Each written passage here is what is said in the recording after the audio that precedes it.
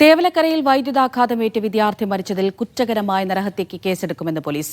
Management ഭാരവാഹികൾ, KSEB ഉദ്യോഗസ്ഥർ, panchayat assistant engineer എന്നിവരെ പ്രതി ചേർക്കും.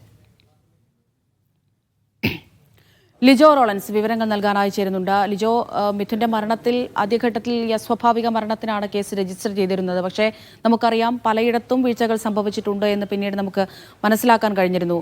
ഇപ്പോൾ എന്താണ് പോലീസിന്റെ നിഗമനം? ആർക്കൊക്കെതിരെ ആരെയൊക്കെ പ്രതി ചേർത്ത് കേസെടുക്കും?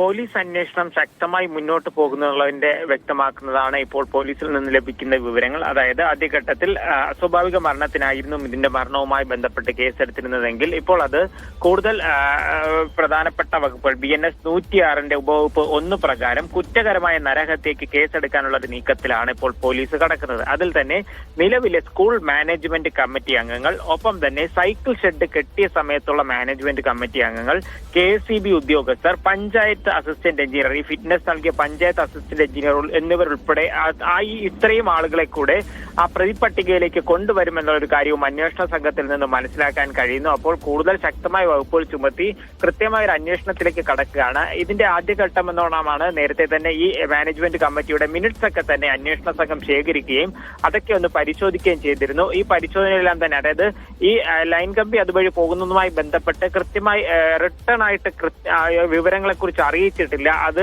പരിഹരിക്കുന്നതിന് നടപടികൾ സ്വീകരിച്ചിട്ടില്ല എന്നുള്ള കാര്യങ്ങളൊക്കെ മനസ്സിലാക്കുകയും ചെയ്തിട്ടുണ്ട്.